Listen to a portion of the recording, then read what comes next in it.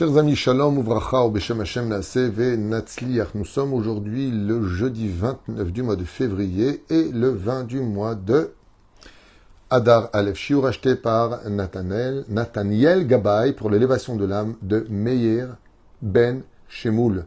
Zichrono livracha, Roi Hashem tenachenu began Eden Elion vechol hashorvim imo bichlal arachamim vaselechot vechen yehi ratzon l'maramen tinishmatot tzorah haim. Et on commence tout de suite ce shiur en pensant vraiment à tous nos otages qui sortent le plus vite possible. Mina afela, Léora, tous nos chayalim, Meishot, Venechamot. Et pour chacun de vous une grande réussite sur tous vos chemins. Shiur sur Purim. Nous y arrivons à grands pas. Il y a tellement de choses à dire sur cette fête exceptionnelle. Une grande bracha pour Nathaniel Gabay qui a acheté ce shiur. Et merci à vous tous de nous soutenir. Que Dieu vous bénisse sur tous vos chemins. Purim, Ageoula Ha'atida, la Geoula de Purim, et puis la Geoula de la fin des temps. C'est ce que nous allons voir ensemble dans Masechet Psachim Bedaf Nun. Il y a marqué là-bas, Beshem Rabbi Acha, au nom de Rabbi Hanina, qui dit Lo Ka'olam Hazeh Ha'olam Haba, le monde futur ne ressemblera pas au monde d'ici-bas. Pourquoi? Ba'olam Hazeh, dans ce monde-là, l'homme fait la bénédiction sur de bonnes nouvelles. Il dit Baruch Atov Ve'ametiv, Baruch Hashem. Quand on entend de bonnes nouvelles, on dit Baruch Atov Ve'ametiv. Par contre, sur des mauvaises nouvelles, Lo Aleinu Ve'lo Alechem, on dit Baruch Dayan Ha'emet.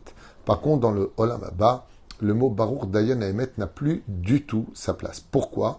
Chez où Kulo Atov Ve'ametiv, dans le monde futur, il n'y a que de bonnes nouvelles. Alors, comment on peut penser qu'il n'y aurait que de bonnes nouvelles dans le monde futur? Pour qu'il y ait des bonnes ou des mauvaises nouvelles, il faudrait qu'il y ait la mort. Il n'y a pas de mort dans le monde futur. On vit pour l'éternité. Il faudrait qu'une personne soit éventuellement malade ou pas malade. Il n'y a pas de maladie dans le monde futur. Il n'y a pas de problème d'argent, pas d'argent, de parnassa, pas parnassa. Dans le monde futur, on est dans un monde qui est kulotov. Alors pourquoi est-ce qu'on pose la question dans le monde futur, on ne dira pas Baruch Danaïmet. Oui, c'est évident. Alors qu'est-ce que ça veut dire? Un monde qui est totalement bon, dans lequel on lui dira que Kulo Atov Ametiv. Atov Ametiv. Atov Ametiv, ça veut dire que c'est super. C'est super. De quoi on parle? Mais rien n'est que super dans le monde futur. C'est pas un monde futur, c'est un monde cassé. Vine divrei Chazal elu makshe atzlach veshoel.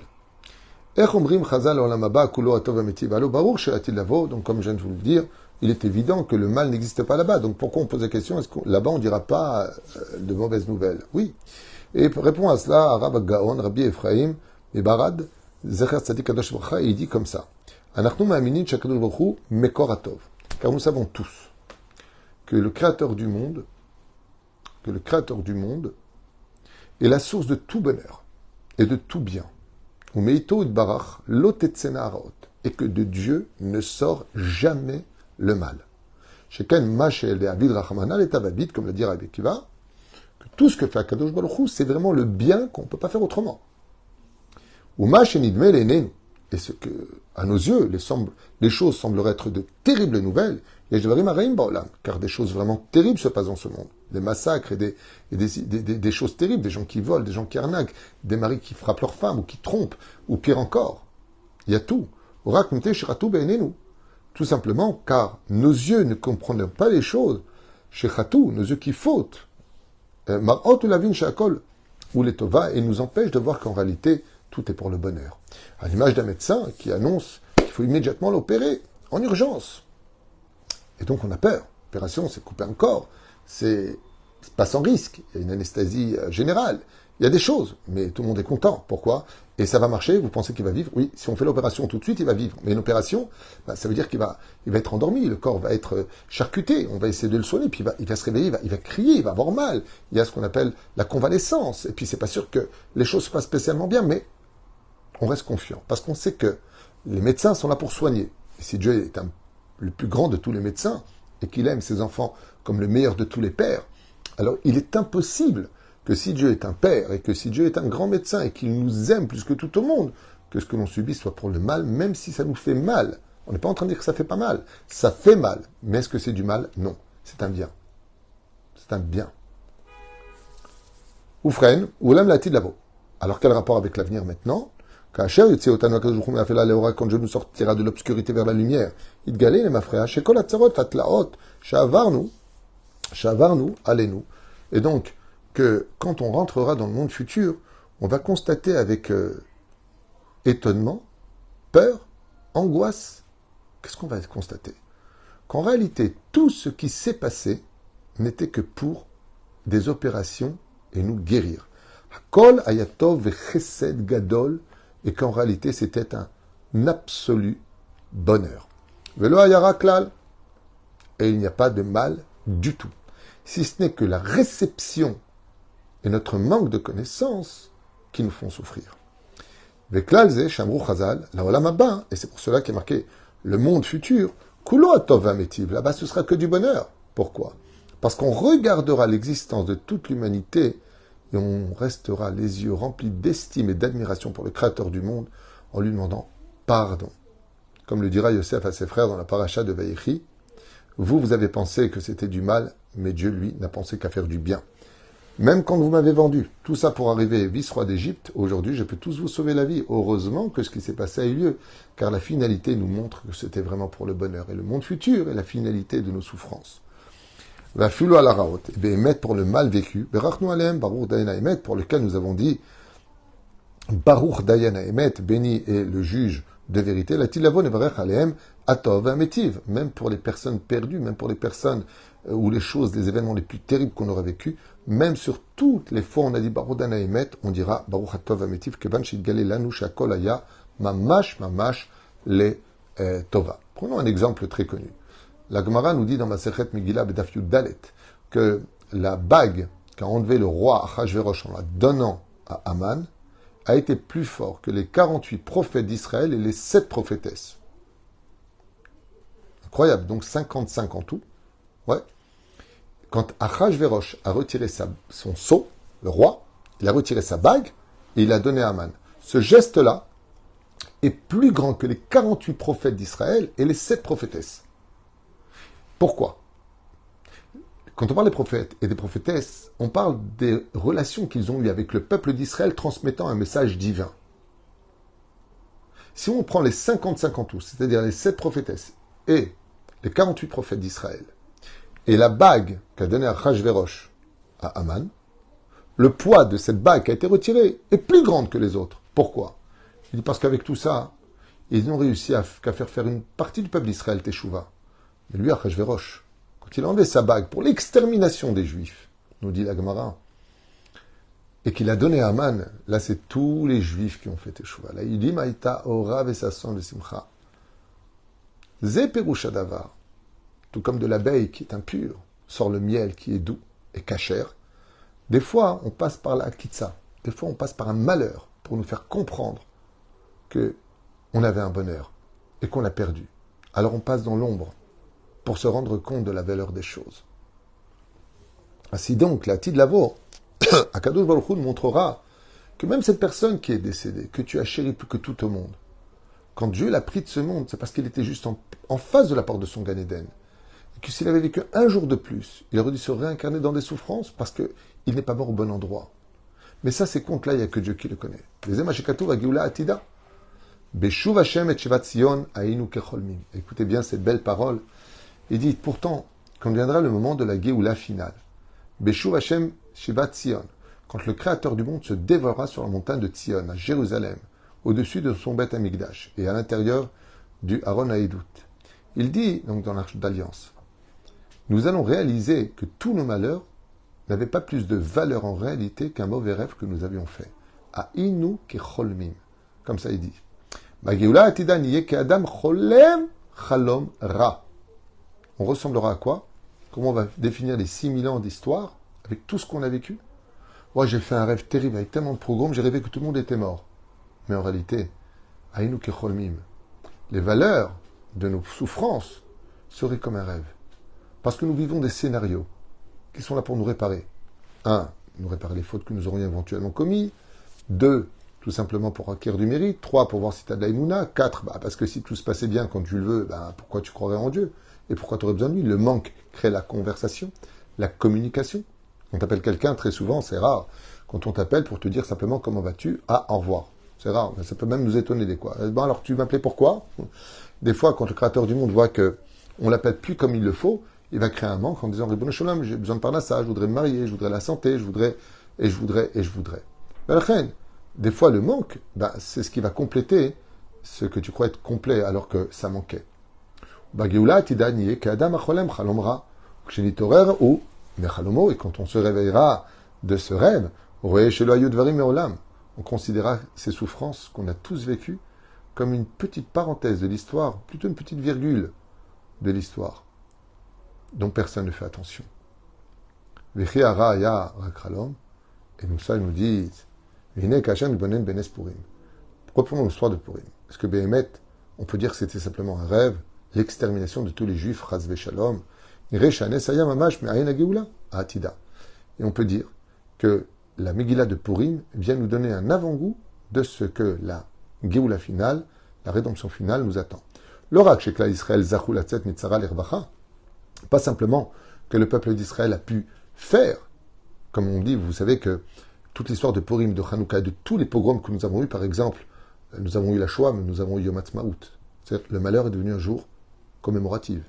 Nous avons eu, certes, l'assimilation la plus terrible de l'histoire avec celle de la Grèce, mais de là est née les lumières de Hanouka. Purim, l'extermination des Juifs, de là est né Purim.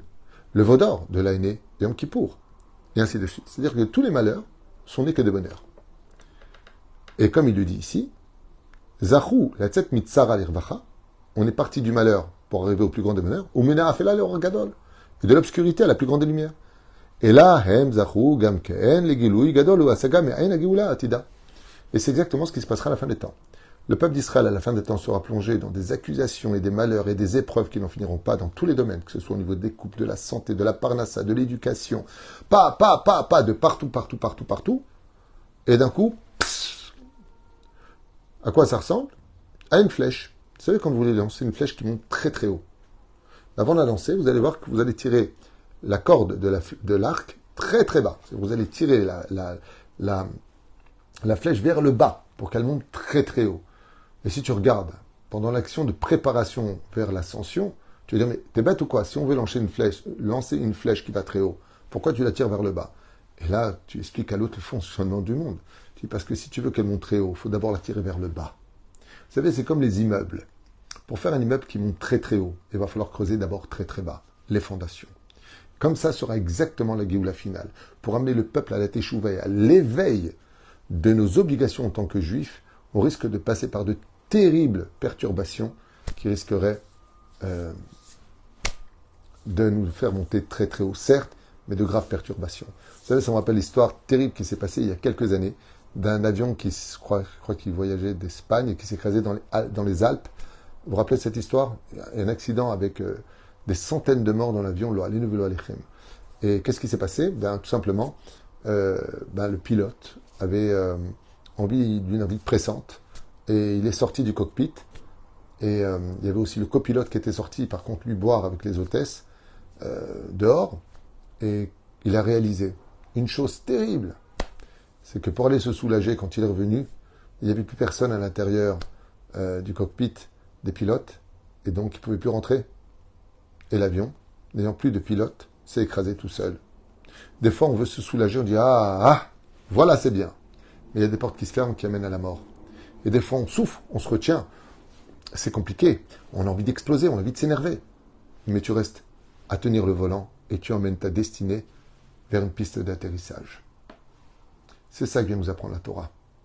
La reine, il dit Aman v'chachamam v'zeresh ishto ayum minei Amalek. On sait très bien que Aman et sa femme venaient de la descendance d'Amalek chez Sinatam l'Israël lo yada sova, et que leur haine du juif n'avait jamais connu le côté de se rassasier.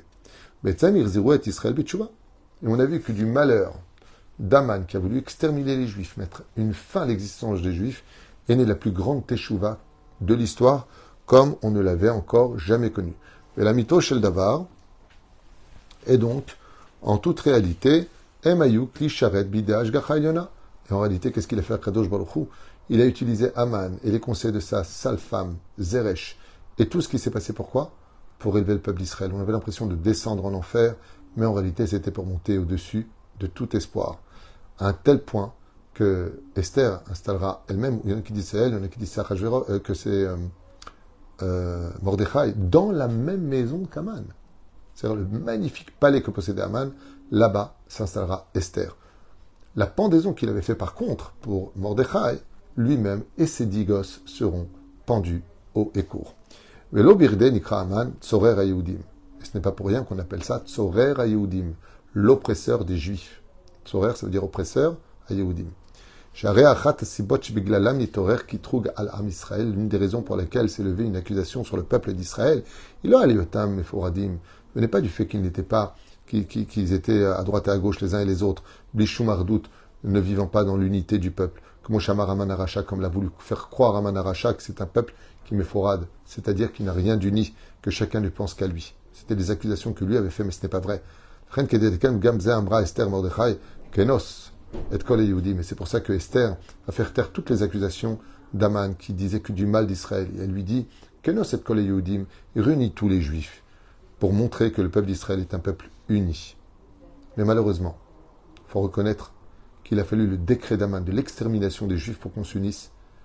Il a fallu le 7 octobre que Dieu nous venge, que Dieu nous aide, que Dieu nous sauve et nous protège pour qu'on apprenne enfin à s'unir. Et encore, c'est pas gagné.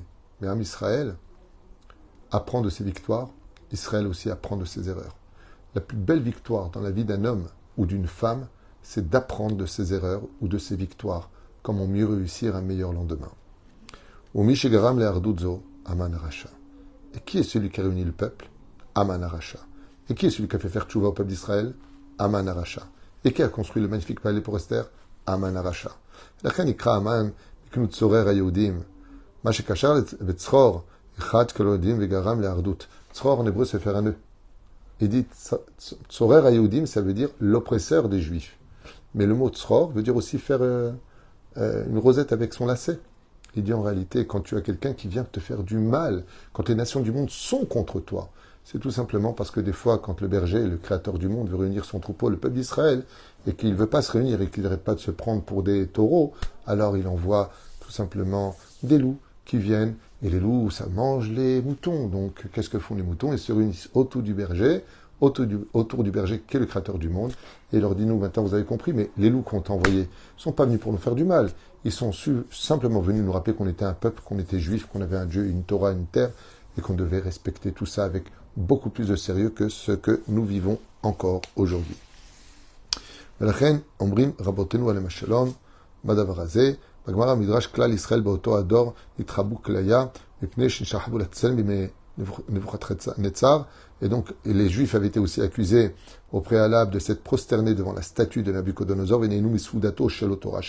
et en plus ils avaient profité de cette séouda, de ce michté qu'avait fait ce rachat. Et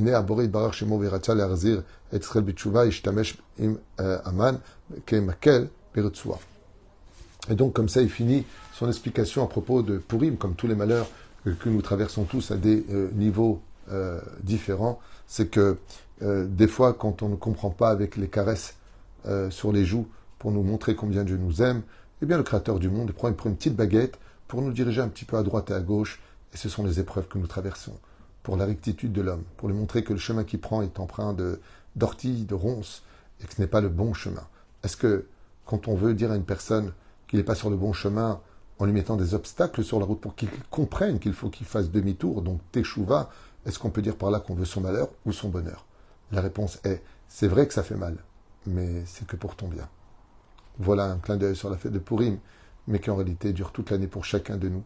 Juste être patient, humble, et de se poser les bonnes questions face à l'épreuve, au lieu de tout le temps d'hurler, de se révolter, de crier et de penser qu'on a tout le temps raison. Non, le Créateur du monde, c'est ce qu'il dit, c'est ce qu'il fait.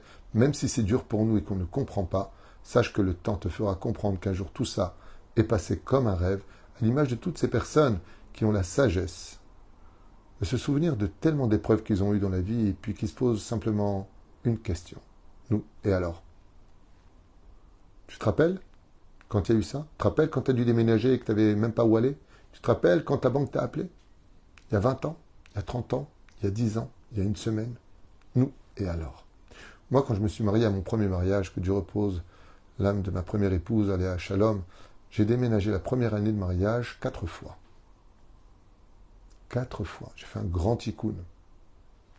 Et quand j'en parle comme si c'était un rêve, à l'image de toutes nos épreuves, qui, quand on se réveillera, nous donneront le droit de dire « j'ai réussi mon épreuve ». Je ne me suis ni révolté, ni je t'ai jugé.